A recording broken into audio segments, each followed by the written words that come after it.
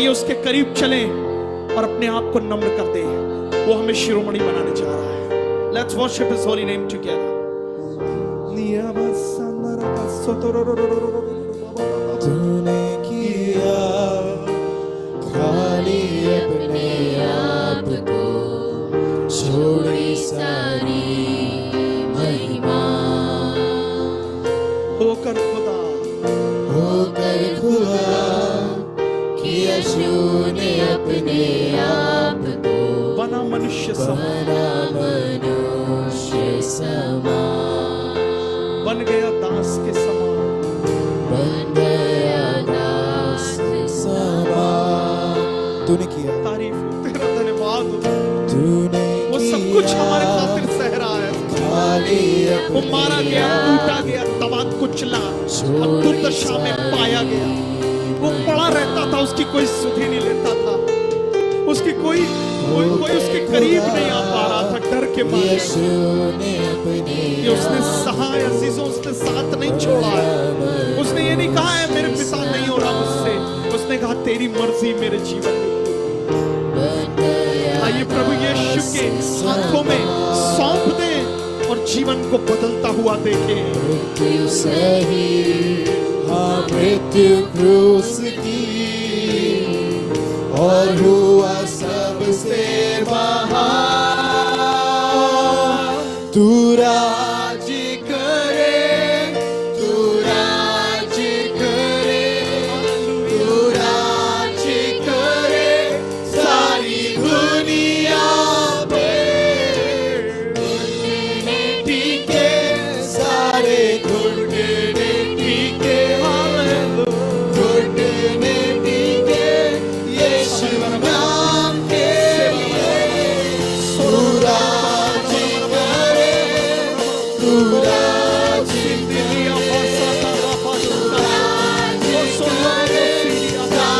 प्रभु हम पे राज कर, यीशु हम पे राज कर, यीशु राज कर हम पे। प्रभु हमारे घुटने यीशु तेरे आगे टिके, यीशु हमारे घुटने तेरे आगे टिके। यीशु नाम के लिए। वो पवित्र है, वो जलाली है, वो चंगा करता है, वो जीवन देता है, वो अनुग्रहकारी है, वो विलंब से कोप करने वाला, करुणा निधान दया का सागर है। उसके नाम को पुकारे। आसमानों में है सिर्फ तेरा सिंहासन, पराक्रमी खुदा। महिमा से अब फैले तेरा शासन। ये हमारी दुआ है खुदा, तेरा राज्य आए, राज्य आए यीशु। सजदे में हर इंसान, आसमानों से ऐसे तेरा सिंहासन, पराक्रमी खुदा। महिमा से अब फैले तेरा शासन, कदमों में सारा जहां। सजदे में हर इंसान, सजदे में हर इंसान। वध जो हुआ निर्दोष में बना, जीवनों को बदल तेरा है सारा विकास। हाथों को उठाकर कहे, तू राज करे, तू राज करे, तू राज करे सारी दुनिया पे। घुटने टीके सारे घुटने टीके, घुटने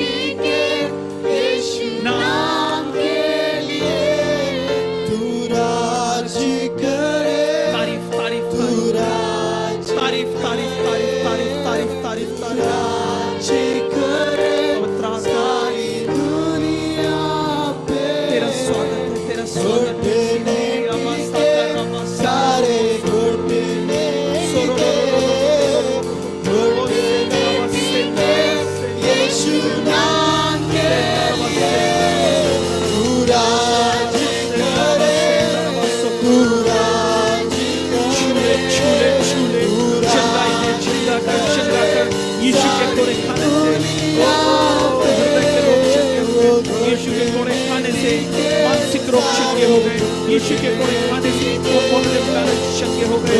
यीशु के कोड़े खाने से इनके रोग चंगे हो गए। यीशु के कोड़े खाने से वो चंगे हो गए। यीशु के कोड़े खाने से बंधन खुल गए। यीशु के कोड़े खाने से डायबिटीज ठीक हो गई। यीशु के कोड़े खाने से घुटने चंगे हो गए, घुटनों में बल आ गया। यीशु के कोड़े खाने से कमजोरी चंगाई में बदल गई है। यीशु के कोड़े खाने से आनंद आ गया है। यीशु के कोड़े खाने से चंगाई मिल गई है। यीशु के कोड़े खाने से आज बंधन टूट चुके हैं। यीशु का लहू, यीशु का लहू, यीशु का लहू, यीशु का लहू, यीशु का लहू, यीशु के लहू की तारीफ तारीफ तारीफ तारीफ तारीफ तारीफ तारीफ तारीफ तारीफ। यीशु के लहू की तारीफ हो। कलीसिया यीशु का लहू लगाइए, अपने रसौलियों पर उसका लहू लगाइए, अपने बीमारियों पर उसका लहू लगाइए। Praise the lord. प्रभु यीशु मसीह के जीवित और मीठे और मधुर नाम में आप सभी लोग को सलाम। हालेलुया। आज सुबह मैंने एक टॉपिक लिया है और वो टॉपिक जो है कॉल मी, मुझे पुकार। मेरे पास एक बोझ है और मैं चाहता हूं कि मेरी कलीसिया का हर व्यक्ति जो है बढ़ने पाए और खुदा से दुआ करने पाए, क्योंकि आने वाला समय जो है बहुत खराब होने वाला है। आप बच नहीं सकते, आप संभल नहीं सकते, क्योंकि आने वाला जो समय है वो बहुत खराब है। परिस्थितियां बिगड़ने वाली हैं। लेकिन ऐसे ही एक व्यक्ति जिसकी परिस्थितियां बिगड़ी हुई थी, आपको बताएं, यिर्मयाह को खुदा ने एक आवाज देकर कहा, मुझे पुकार, मेरा नाम यहोवा है, मैं तुझे जवाब दूंगा, मैं तुझे जवाब दूंगी। हालात बहुत खराब थे, परिस्थितियां बहुत खराब थी। जेल खाने का अंधेरी कोठरी में ये बैठा हुआ था, शायद अपनी परिस्थितियों को देख रहा हो, शायद अपने आप को निहार रहा हो। खुदा ने इसे बचपन से चुना हुआ है। खुदा ने कहा, मत कह तू लड़का है, मैं जिसके पास भेजूंगा तो जाएगा और मेरा सुसमाचार सुनाएगा। पर आज अंधेरे में बैठ के शायद उस खुदा को भूल गया है। मेरे अजीजों, मैं आपको बताना चाहता हूँ, आज न जाने कितने लोग जो हैं, कितने लोग एट प्रेजेंट अगर आप देखना चाहें तो कितने खुदा के खादिम हैं जिनको जेल खाने में डाला हुआ है, जो जेल खाने में पड़े हुए हैं। पर मैं आपको बताना चाहता हूँ, कलीसिया के लिए एक आवाज खुदा की है कि कलीसिया दुआ करना चाहे, अपनी पर्सनल प्रेयर में दुआ करें। जब आप दुआ करते हैं, शैतान का बंधन टूटने लगता है, शैतान हारने लगता है, शैतान का जोर नहीं चलता। मेरे अजीजों, एक आयत में आपके बीच में बांटना चाहूंगा और इसने मुझे बहुत आशीष दी है। और वो आयत आपको मिलेगी अय्यूब की किताब, उसका 28 अध्याय, अय्यूब की किताब उसका 28 अध्याय और उसका 7वां और 8वां पद। मेहरबानी से पढ़ें। उसका मार्ग कोई मांसाहारी पक्षी नहीं जानता। उसका मार्ग कोई मांसाहारी पक्षी नहीं जानता। किसका मार्ग? खुदा का मार्ग। खुदा की वो जगह एक ऐसी भी जगह है जिसके लिए खुदा का कलाम और अय्यूब ऐसा लिख रहा है कि उसका मार्ग कोई मांसाहारी पक्षी नहीं जानता। ये मांसाहारी पक्षी कौन है? ये वो दुष्ट आत्माएं हैं जो हवाओं में उड़ती रहती हैं, जो हवाओं में चलती रहती हैं। मेरे अजीजों, खुदा के कलाम में लिखा हुआ है, और हमारा जो मलयुद्ध है वो दुष्ट आत्माओं से है, वो आत्माएं जो हवाओं में है। सो उसका मार्ग कोई मांसाहारी पक्षी नहीं जानता और किसी गिद्ध की दृष्टि उस पर नहीं पड़ी। मेरे अजीजों, ये गिद्ध है क्या? गिद्ध में एक खासियत ये है कि उसकी निगाहें बहुत तेज होती हैं। वो इंसान, मरे हुए इंसान को अपनी चोंच पे दबा दबा के खा जाता है। जहां भी वो लाश देखता है, जहां भी लोग को देखता है, वो दूर से ही देख के, आप तो अभी तो शायद दिखाई नहीं देता है, पहले बहुत पहले जो है जब दीवारें वारें नहीं बनाती तो आप अपने कब्रिस्तान में देख सकते थे वो, क्योंकि वो भैंस का तबेला था, बाद में भैंसें काटी जाती थी, पर वहां पर वो बैठे रहते थे, सिर्फ इस फिराक में बैठे रहते थे मेरे अजीजों, कि उनको कोई लाश मिल जाए या उनको कोई ऐसा जानवर मिल जाए जो झपट से, मेरे अजीजों, और किसी भी गिद्ध की दृष्टि उस पर नहीं पड़ी। ये गिद्ध क्या है? ये वो दुष्ट आत्माएं हैं जो अपनी आंखें फाड़ फाड़ के इंसान को देख रही होती है। कैसे इंसान? मरे हुए इंसान। अब आप सोच नहीं पाएंगे कि हम तो मरे नहीं हैं, पर मेरे अजीजों, जब आप खुदा से दूर हट जाते हैं, जब आप खुदा से दूर चले जाते हैं, जब दूर जाते हैं तो आपकी आत्मा मर जाती है। आपके अंदर जो आत्मा है, आप कहेंगे वो आत्मा कहाँ मरती है? नहीं, आपका देह मर जाता है, आप मरा हुआ देह ऐसे लगता है, और तब आप कुछ कर नहीं सकते, कुछ कर नहीं सकते मेरे अजीजों। और गिद्ध बैठा हुआ देख रहा है कि किस तरह से ये मरे और किस तरह से मैं आंख झपट्टा लगाऊं और अपने पंजों से उठाकर ऐसी जगह, इत्मीनान की जगह ले जाकर वहां अपने चोचों से खाने पाऊं। मेरे अजीजों, ये क्या है? जो गिद्ध है वो दुष्ट आत्मा है। और आगे, उस पर अभिमानी पशुओं ने पाँव नहीं धरा। उस पर अभिमानी पशुओं ने पाँव नहीं धरा। उस पर अभिमानी पशुओं ने पाँव नहीं धरा, और ना कोई उससे होकर सिंह कभी गया है, ना उससे होकर सिंह कभी गया है। आपको मालूम है हमारा विरोधी शैतान सिंह के सामान गरिष्ठ है।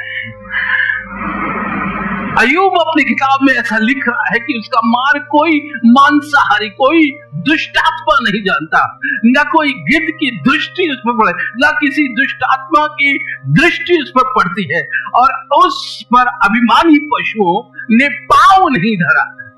अभिमानी पशुओं ने पांव नहीं धरा, और ना उससे होकर कोई सिंह गया है। क्यों? क्योंकि शैतान को वो मार्ग नहीं मालूम, वो जगह नहीं मालूम। खुदा ने अपने लोगों के लिए वो जगह सुरक्षित रखी है।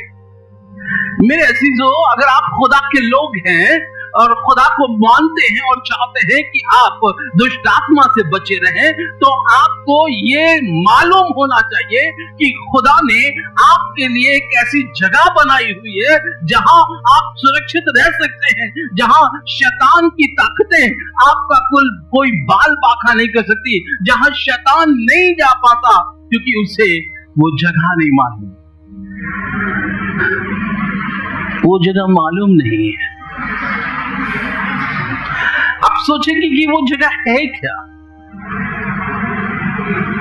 मेरे साथ अगर आप निकाले भजन संहिता उसका 91 अध्याय और उसका पहला पद, जो परम प्रधान के छाए हुए स्थान में बैठा रहे, वो सर्वशक्तिमान की छाया में ठिकाना पाएगा।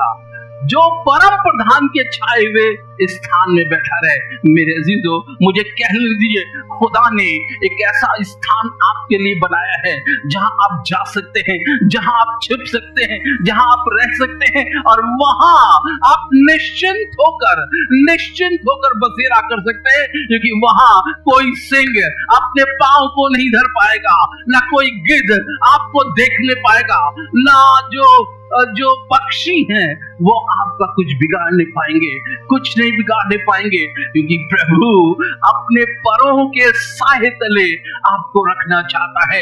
उसके पर इतने बड़े हैं, उसके पर इतने अच्छे हैं कि आपको न धूप लगेगी, न गर्मी लगेगी, और न कुछ आपकी हानि उठानी पड़ेगी, क्योंकि खुदा खुद अपने परों के साए में आपको ले लेगा। यह परमेश्वर की हुजूरी। यह है परमेश्वर की हुजूरी। और आपको मालूम है, जब आप खुदा के करीब आते हैं, जब आप उससे दुआ करते हैं, खुदा मौजूद हो जाता है, अपने परों को फैला देता है और आपको सुरक्षित कर लेता है। परमेश्वर की हुजूरी वो जगह है जहां कोई पक्षी आप पर आक्रमण नहीं कर सकता, न कोई पशु आप पर आक्रमण कर सकता है, न कोई सिंह आपके पास जा सकता है। वो है खुदा की हुजूरी, वो स्थान जहां पर आप रहते हैं, जहां आप खुदा से दुआ करते हैं। क्योंकि ऐसा हो नहीं सकता कि जब आप खुदा की हुजूरी में जाएं और दुआ करें तो खुदा की मौजूदगी ना होने पाए। वो तुरंत अपने परों को फैलाए हुए आ जाता है, कोई बाल बाका नहीं कर सकता। कितना इंपॉर्टेंट है मसीह भाइयों कि खुदा की हुजूरी में रहकर खुदा को पुकारा जाए। आपकी सारी जरूरतों को वो पूरा कर देगा। आप सोच रहे हैं, आप समझ रहे हैं, सारी जरूरतों को पूरा करने वाला वो खुदा है। वो आसमान और जमीन का बनाने वाला परमेश्वर है।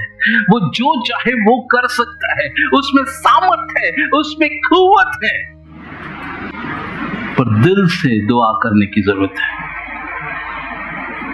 खुदा बाप शब्दों को नहीं देखता कि आप कैसी दुआ कर रहे हैं। खुदा आपके लैंग्वेज पे भी नहीं देखता कि आप इंग्लिश में, मलयाली में, तेलुगु में कर रहे हैं। नहीं, आपको जो साधारण भाषा मालूम है, जो टूटे फूटे शब्द हैं, जब आप उस शब्दों से खुदा को पुकारने लगते हैं, उस शब्दों से पुकारने लगते हैं, खुदा मजबूर हो जाता है कि वो आपके पास आ जाए, आपके पास आ जाए। और अगर आप नहीं भी पुकारते तो भी आपकी मुसीबत में देखकर वो आता है। वो यिर्मयाह से इस बात के लिए कह रहा है, मुझे पुकार, मेरा नाम यहोवा है। क्या यिर्मयाह जानता नहीं है? क्या यिर्मयाह को मालूम नहीं कि खुदा ने मुझे चुना है, खुदा ने मुझे ठहराया है, मैं खुदा का नबी हूं, मेजर प्रॉफिट्स में ये दूसरे नंबर का प्रॉफिट है।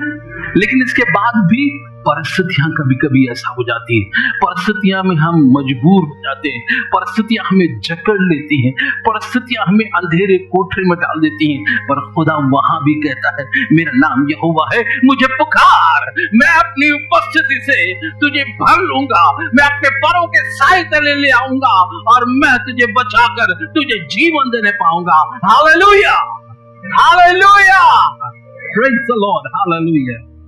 नीति वचन की पुस्तक उसका 27 अध्याय और उसका 12वां पद। बुद्धिमान मनुष्य विपत्ति को आकर देखकर छिप जाता है, परंतु भोले लोग आगे बढ़े चले जाते हैं, पर भोले लोग आगे बढ़े चले जाते हैं और हानि उठाते हैं। बुद्धिमान मनुष्य विपत्ति को आते देख छिप जाता है। विपत्ति आ रही है, आपको छुपने की जगह है। यहोवा मेरा दृढ़ गढ़ है, यहोवा मेरा शरण स्थान और दृढ़ गढ़ है। कहाँ? यहोवा, आप बोले मेरे पीछे, यहोवा मेरा शरण स्थान और गढ़ है और मैं इसमें छिपने जा रहा हूं। आपको छिपने की जरूरत है। जब आप देख रहे हैं विपत्ति आ रही है, जब आप देख रहे हैं कि शैतान हमारे ऊपर आक्रमण कर रहा है, जब आप देख रहे हैं हम फना हो जाएंगे, जब आप देख रहे हैं कि हम बर्बाद हो जाएंगे, मैं आपको बताना चाहता हूं कि खुदा जो है वो आपको अपने दृढ़ गढ़ में, गढ़ एक ऐसा किला है जिसमें दुश्मन आसानी से नहीं प्रवेश कर सकता। बड़े बड़े राजा महाराजा जो अपना किला बनाते थे, आपने देखा होगा, आप अगर आगरा जाएं, आप दिल्ली जाएं, आप झांसी जाएं, आप राजस्थान जाएं, जहां भी आप जाएंगे आपको बड़े बड़े किले दिखाई देंगे और अनोखी तरह से वो बनाए गए हैं कि दुश्मन जल्दी से वहां पर नहीं पहुंच सकता और राजा और उसकी प्रजा की सेफ्टी उन्हीं गढ़ में होती है। मेरे अजीजों, खुदा ने भी अपने परों को आपके लिए गढ़ बनाया हुआ है, अपनी उपस्थिति को आपको गढ़ बनाया हुआ है, जहां आप जाकर सुकूनत कर सकते हैं, जहां आप जाकर आराम कर सकते हैं। बुद्धिमानी यही है कि मनुष्य विपत्ति को आते हुए देखकर छिप जाता है। मेरे अजीजों, अगर आप छिपे नहीं हैं, अगर आपने ये सोचा नहीं है, मेरे अजीजों, क्या होगा? शैतान आपको आक्रमण करेगा। लिखा है, परंतु भोले लोग जो जानते नहीं, जिनको कुछ मालूम नहीं, वो आगे बढ़ जाते हैं और हानि उठाते हैं। अब हानि उठाते थक गए हैं, अब परेशान हो गए हैं। आपने कई बार इस बात के लिए कहा, हम तो बर्बाद हो गए, हमारी कोई सुनने के लिए तैयार नहीं है। मेरे अजीजों, मुझे कह दीजिए, जब विपत्ति आ रही थी, आप तो आगे कदम बढ़ा रहे थे। मेरा कौन कुछ कर सकता है? मेरे अंदर सामर्थ है, मेरे अंदर कुव्वत है, मैं विपत्ति को लांघ जाऊंगा।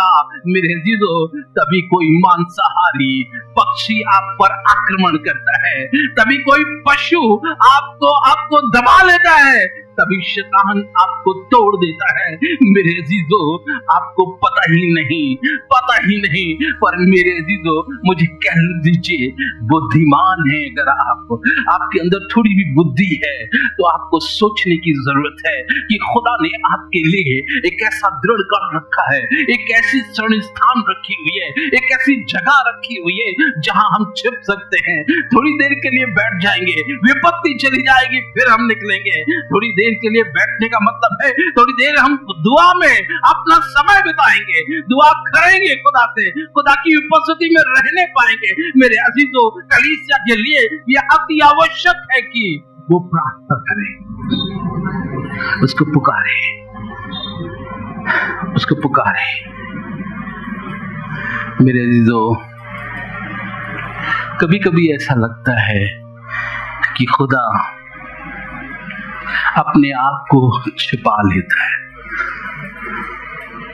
दूसरा इतिहास उसका 30 अध्याय और 32 अध्याय उसका 31वां पद। हाँ, मेहरबानी से पढ़े। तो भी जब बेबीलोन के हाकिमों ने उसके पास उसके देश में किए हुए अद्भुत कामों के विषय पूछने को दूत भेजे, तब परमेश्वर ने उसको इसलिए छोड़ दिया कि उसका परख कर उसके मन का सारा भेद जान ले। Praise the Lord. खुदावंद थोड़ी देर के लिए अपने आप को छिपा लेता है, थोड़ी देर के लिए अपने आप को अलग कर लेता है। आपको पता है क्यों? क्योंकि वो अपने आप को छिपाता है आपको देखने के लिए, आपके हालात को देखने के लिए, आपकी जगहों को देखने के लिए, आपकी परिस्थिति को देखने के लिए वो अपने आप को छिपा लेता है। लेकिन बाइबल इस बात को बताती है कि जब वो हमें तालेगा तब हमें सोने के समान निकलने पाएंगे।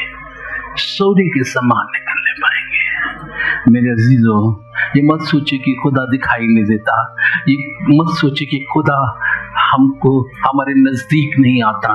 खुदा अपने आप को अलग रखना चाहता है, आपको देखना चाहता है, आपके हालात को देखना चाहता है।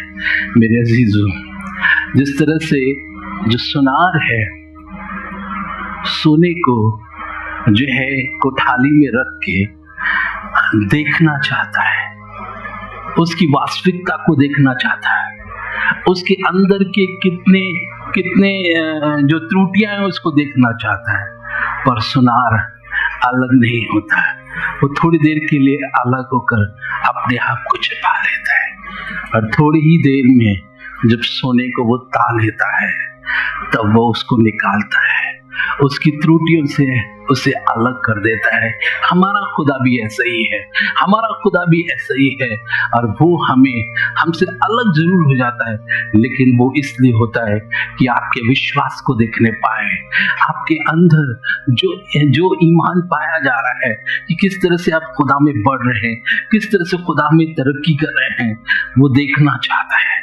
और ये जरूरी है वो आपको देखे, ये जरूरी है कि वो आपको परखे, आपके विश्वास को परखे, आप कितना दुआ में है वो परखे, आप कितना उसकी नजदीकी में वो परखे, आप कितनी उसकी हुजूरी में है वो देखे। और जब वो देख लेता है तो वो समझ जाता है कि आप कितने पानी में हैं। आप जब चोखा सोना होता है तो वो आग की भट्टी से ही निकाला जाता है, उसकी त्रुटियां फिर कुछ नहीं होती। न सिर्फ वो आपकी सुनना चाहता है वरन आपको चोखे सोने की तरह बिल्कुल साफ कर देना चाहता है। कलीसिया चाहता है खुदा आपको आप पर रहम करना चाहता है, आप पर फजल करना चाहता है। आपको मालूम है कलीसिया प्रभु यीशु मसीह आपके लिए मर मिटा है, अपनी जान दे दी है, उसने अपने आप को निछावर कर दिया। इतना प्यार वो करता है और आज तक उसने छोड़ा नहीं है। वही कैलवरी क्रूस, वही उसकी उपस्थिति, वो जगह है जहां आपको वो रखना चाहता है, जहां वो आपको रखना चाहता है। ये वही कैलवरी क्रूस है जहां से वो उत्तर देना चाहता है, अपने प्रेम को दिखाना चाहता है, वो अपने सामर्थ्य के द्वारा उत्तर देना चाहता है। आपको उत्तर देगा, मुझे पुकार, मैं जवाब दूंगा। दूसरा संबल उसका 14 अध्याय और उसका 14वां पद। दूसरा संबल उसका 14 अध्याय और उसका 14वां पद। हमको तो मरना ही है, हमको तो मरना ही है। आप जान लीजिए, हमें से हर एक को मरना ही है। हाँ, और भूमि पर गिरे हुए जल के समान, और भूमि पर जल के समान ठहरे, गिरे हुए जल के समान, जो कुछ नहीं करता। आगे, जो फिर उठाया नहीं जाता, जो उठाया नहीं जाता, जो इस्तेमाल नहीं किया जा सकता। हाँ, तो भी परमेश्वर प्राण नहीं लेता, तो भी परमेश्वर प्राण नहीं लेता, वरन ऐसी युक्ति करता है कि निकाला हुआ उसके पास से निकाला हुआ ना रहे, निकाला हुआ उसके पास से निकला हुआ ना रहे। वो ऐसी युक्ति करता है, वो ऐसी युक्ति करता है। हम तो मर जाएंगे, हम तो गिरे, आसमान से गिरे हुए जल के समान है, पर वो हमारे प्राण नहीं लेता, वो युक्ति करता है। वो महान परमेश्वर है, वो सामर्थी परमेश्वर है, वो हमारे लिए युक्ति करता है कि निकाला। मेरे अजीजों, युक्ति है, अपने आप को वो प्रकट करता है, अपने आप को दिखाता है। ये बात उसके मुंह से निकली भी ना थी कि उसका राज्य उसके पास से जाता रहा। वो जानवरों सरीका हो गया, लोगों ने उसे मैदान में बांध दिया। क्या होगा? ये बात उसके मुंह से निकली भी ना। पर परमेश्वर की युक्ति जानते क्या है? परमेश्वर युक्ति करता है ताकि निकाला हुआ उसके पास से निकाला हुआ ना रहे। ये तो निकाल दिया गया, परमेश्वर की युक्ति यह है कि परमेश्वर नबूकदनेस्सर बादशाह के ऊपर अपने आप को जाहिर कर रहा है। इन 7 सालों में उसने अपने आप को जाहिर किया और अपने उस स्थान को बताया जहां पर नबूकदनेस्सर बैठ के प्रार्थना कर रहा है, और ये प्रार्थना कर रहा है, हे परमेश्वर मुझ पर दया कर, हे परमेश्वर मुझ पर दया कर। आपको मालूम है, तुम पुकारोगे मैं जवाब दूंगा, तुम पुकारोगे मैं जवाब दूंगा। तुम्हें निकला हुआ नहीं, मैं तुम्हें निकला हुआ नहीं, मैं तुम्हें बुला लूंगा अपने पास। और 7 साल के बाद नबूकदनेस्सर बादशाह उसी बाबुल शहर का बादशाह हो गया। Hallelujah, hallelujah, hallelujah. ये बात निकल जाती है मुंह से, पर खुदावंद प्राण नहीं लेता, खुदावंद प्राण नहीं लेता। आपको पता है, आपको पता है नातान ने क्या कहा? दाऊद से कहा तू मर जाएगा, दाऊद से कहा तू मर जाएगा। पर मैं आपको बताना चाहता हूँ, ये बात उसके मुंह से निकली।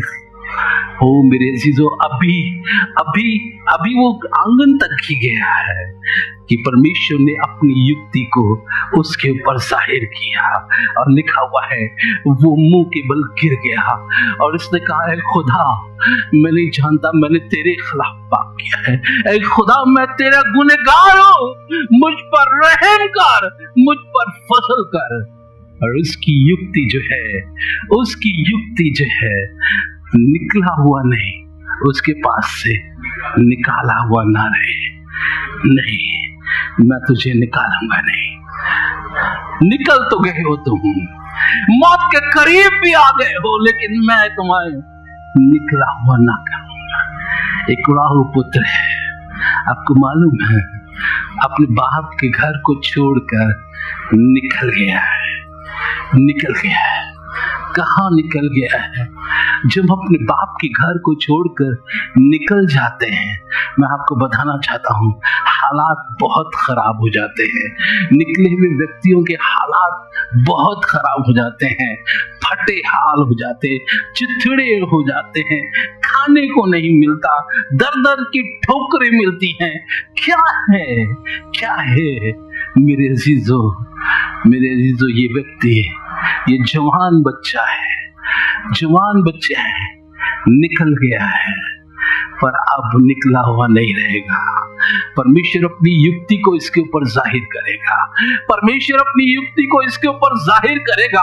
और एक दिन उसने आसमान की तरफ निगाह उठाकर कहा, मेरे बाप के घर में सैकड़ों ऐसे नौकर हैं जो मुझसे अधिक रोटी अच्छे से खाते हैं। मैं अपने बाप के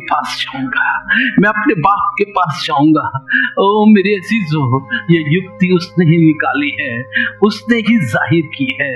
मेरे अजीजों, न जाने कितने जवान बच्चे आज भी भटक रहे हैं, न जाने कितने जवान बच्चे आज भी ठोकर खा रहे हैं, आज भी गिरे जा रहे हैं। क्या होगा मुझे नहीं मालूम, क्या होगा? कौन सा जानवर आकर उनको खाएगा, कौन सा पक्षी उनको नोच लेगा, कौन सा शेर उनके खून को और उनके मांस को खा जाएगा, मुझे नहीं मालूम। पर मुझे एक बात मालूम है, खुदा ने एक जगह तैयार की है, और वो जगह उसकी हुजूरी है, उसका वो कलेजा है, उसकी वो बाहें हैं, जो आज भी फैलाकर वो इस बात के लिए कह रहा है, लौट आओ, मुझे पुकारो, मैं जवाब दूंगा, मैं तुम्हें बचाने के लिए तैयार हूं, मैं अपनी युक्ति को तुम्हारे ऊपर जाहिर करूंगा। Praise the Lord. खुदा इस कलाम पर आशीष दे। आमीन।